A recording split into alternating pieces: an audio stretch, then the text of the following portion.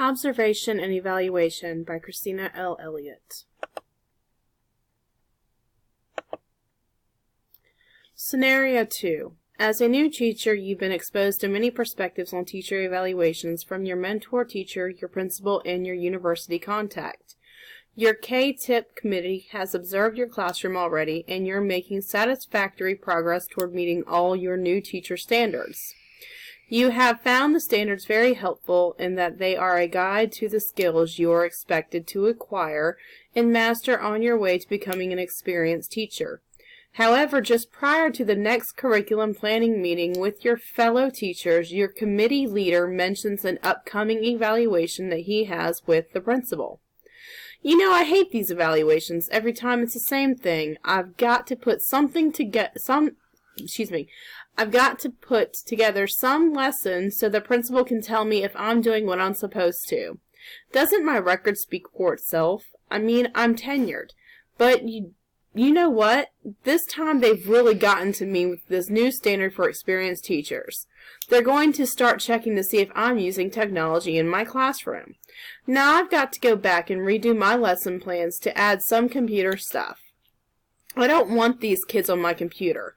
What if they try to get into my files or something? And why do I have to put that junk in there for anyway? My lesson has always worked perfectly in the past. Why would I want to go and mess it up? Besides, I don't even know how to do half the things on that sheet. I'm going to get a bad evaluation because here they come again wanting us to try something new when they're just going to throw it out again later. Why do they keep adding all this stuff on our shoulders? I don't have time to learn all these new things, let alone teach it to my students. We got along fine without the computer junk before. Why do we need to add it now? How would you respond to the teacher ethically and professionally? Well, first, I think I would tell the teacher to calm down and to think that they are adding these new things to an experienced teacher so that new teachers can see how experienced teachers are using this type of technology or requirements in their class.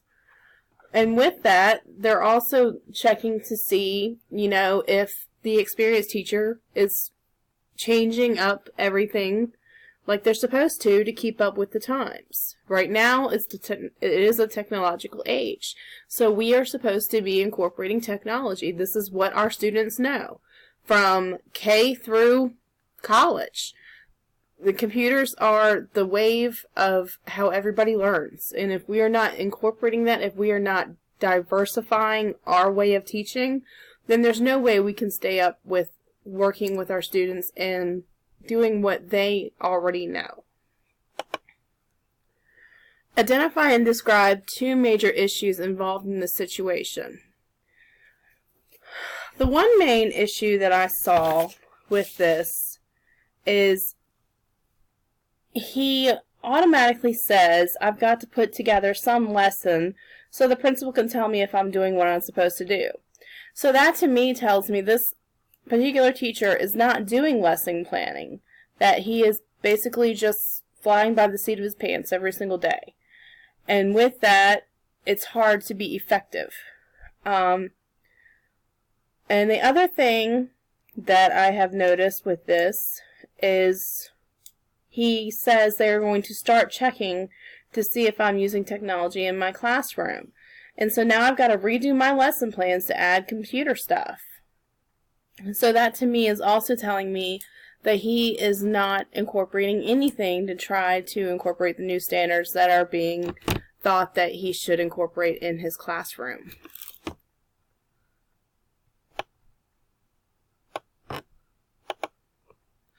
What legal support does the teacher have to back up his position? He has the 14th Amendment as well as the 5th Amendment.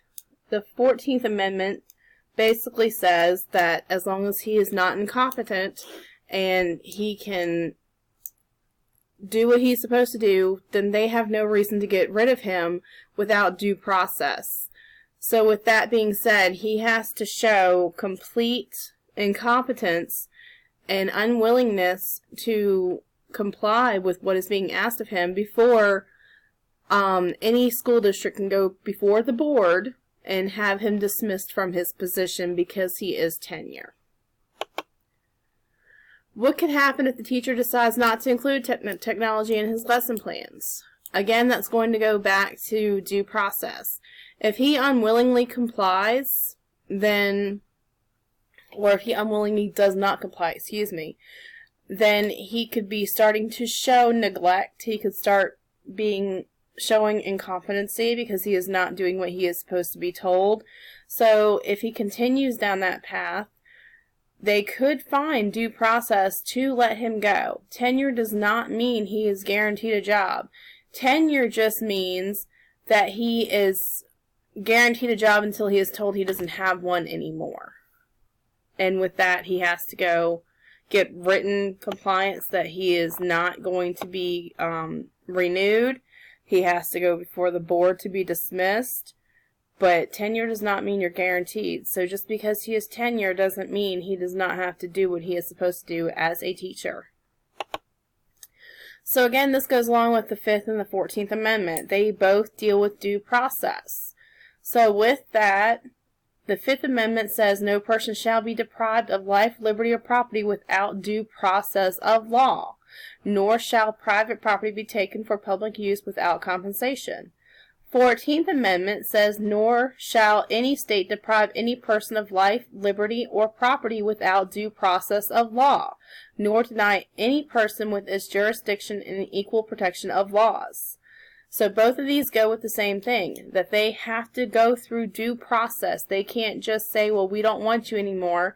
They have to find probable cause to say that he is incompetent in his role as a teacher and that he has to be dismissed. Thank you.